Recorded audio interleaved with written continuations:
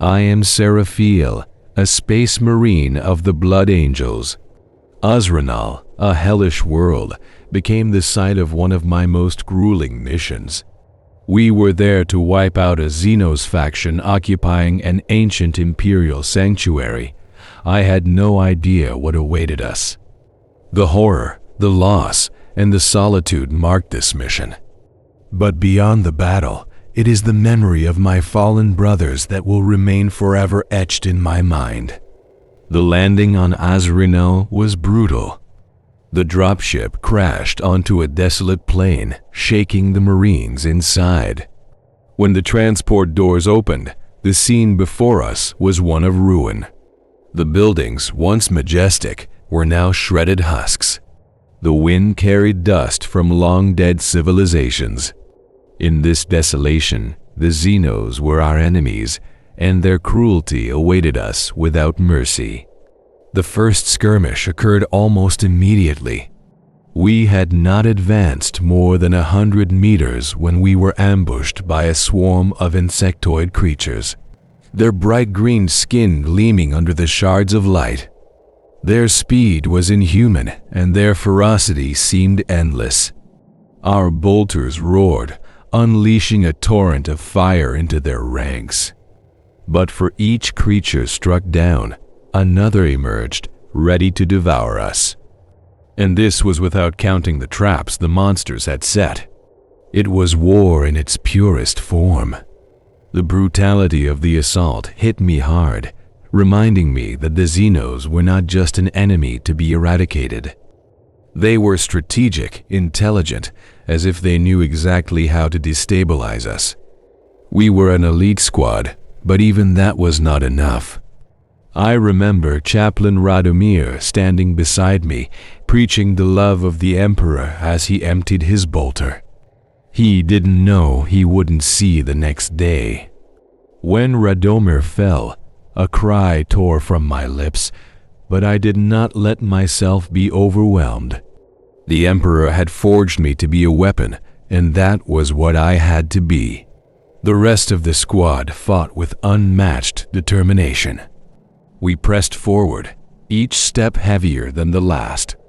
Another brother fell to the fire, a bolter exploding in his hand. The enemy showed us no mercy.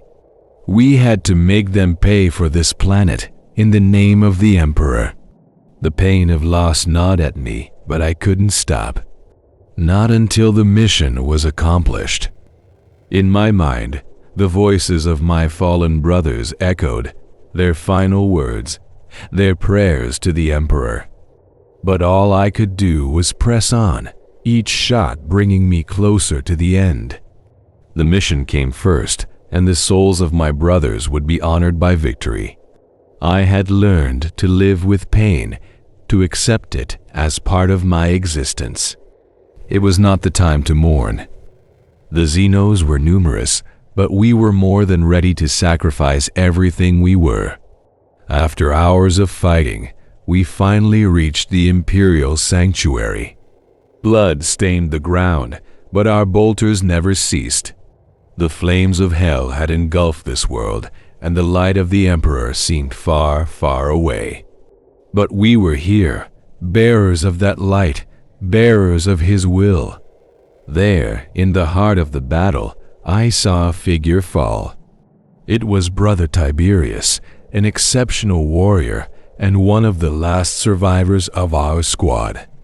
A cry of anguish escaped me as he collapsed under the claws of an insectoid monster.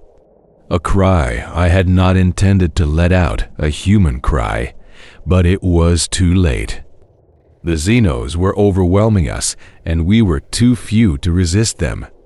Tiberius was just another memory, another brother lost to this endless war.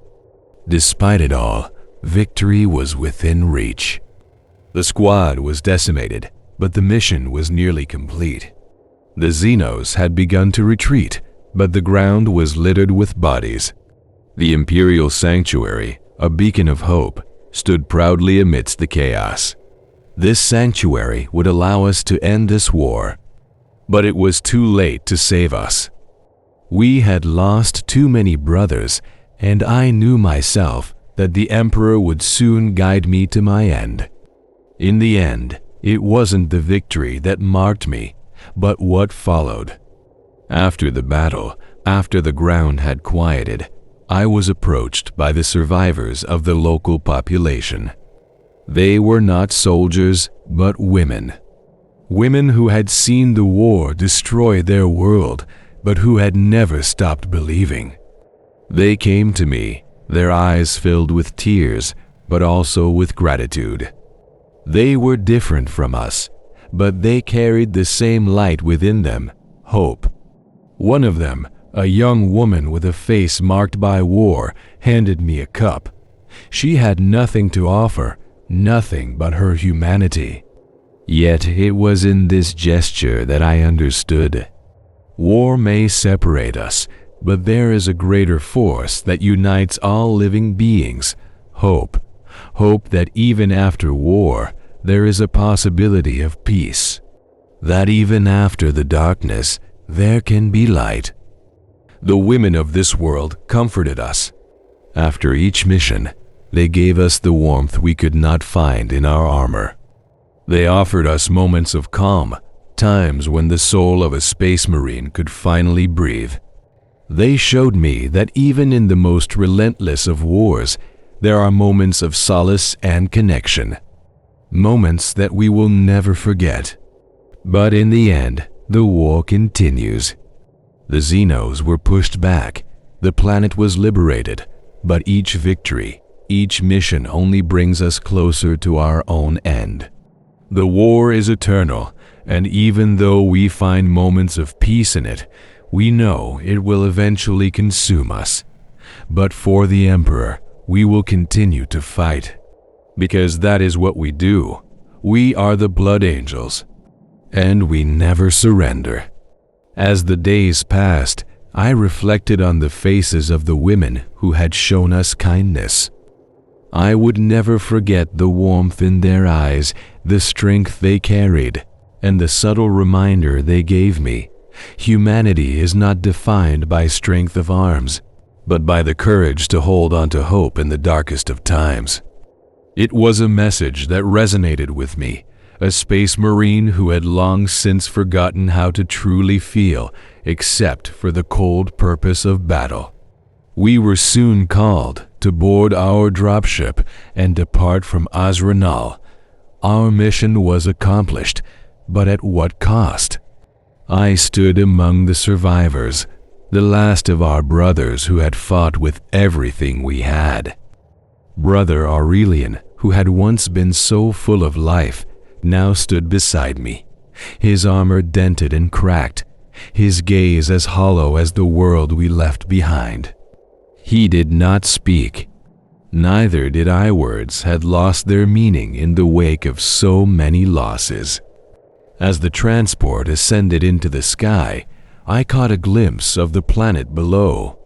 Azra'nal had been scarred by war, the land scarred by our blood, the air thick with the stench of battle. It would never heal, and neither would we. But in that moment, as I looked down at the land we had freed, I knew one thing was certain. The Emperor's will had been done. We had fulfilled our duty, but the price had been high. Too high. The journey back to the fortress monastery of our chapter seemed interminable. We had fought so hard, lost so much, and yet the war was never ending. Every time I closed my eyes, I saw the faces of my brothers who had fallen, the sounds of bolter fire ringing in my ears, and the horrific screech of the Xenos as they charged into our ranks. But even in the midst of that chaos, the words of the women lingered in my mind. Hope, humanity's last light. When we finally arrived at the fortress monastery, we were met by the solemn faces of our brethren. The chaplain performed the rites for our fallen brothers, their names etched into the memorial wall: Radomir, Tiberius, Aurelian. Their deaths were now part of the history of our chapter. but their sacrifice would not be forgotten. It was not just their names that lived on, but the legacy they had left behind, the courage to stand in the face of oblivion, the strength to never yield. I stood before the memorial, my gaze fixed on the names of my fallen brothers. I felt a deep sorrow within me, a sorrow that I could not dispel. But I knew that sorrow was part of who I was now. A space marine, a servant of the Emperor, a warrior forged in the flames of war. My brothers had given their lives for something greater than themselves, and I would carry their memory with me wherever I went. The following days were spent in reflection and meditation. The chaplain would visit me often, offering words of solace, but I knew that no words could truly ease the weight of what I had experienced. The war would never end. Our enemies would never stop coming. And we, the Space Marines, would continue to fight until the day the Emperor called us to rest. It was the eternal cycle of battle and death, a cycle that we had all accepted. Yet, despite all the pain, despite all the loss, there was a part of me that still clung to the idea of something greater. The Emperor's light, even in the darkest of times, had never truly left us. And in the hearts of those who survived, in the faces of those who had shown us kindness, I found a flicker of that light. It was a reminder that even in the darkest moments, hope could still be found. As I walked through the halls of the fortress monastery, I was approached by a young recruit, a boy who had yet to become a true Space Marine. His eyes were filled with the same hunger for glory that I had once had, but there was something different in his gaze. He had seen the horrors of war, but his spirit had not been broken. He stood before me, his voice trembling as he spoke. "Seraphil," he said, "what is it like to fight for the Emperor? To know that you are part of something greater?" I looked at him, my gaze hardening as I spoke. "It is a duty that is both an honor and a curse. You will fight and you will die. But in your death, you will have served the Emperor, and your sacrifice will not be in vain." The recruit nodded, though his face betrayed the fear he felt. I saw in him a reflection of my younger self, the man I had been before Azra'nal, before the horrors of war had taken their toll. But I knew that he, like all of us, would come to understand the true cost of war. It was not just the blood spilled on the battlefield, but the peace of your soul that was lost with each battle fought. As the recruit walked away, I found myself wondering about the future. What would become of the next generation of Space Marines? Would they face the same horrors we had, or would they be more prepared for the darkness that lay ahead? I could not say. But I knew that one thing would remain constant: the Emperor's will. It would guide us, as it had guided all those who had come before us.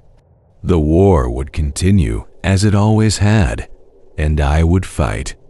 We would all fight, for the Emperor, for humanity, for the future. It was a never-ending cycle, but it was one that we had sworn to uphold. And as long as the stars burned in the sky, we would stand ready to defend them.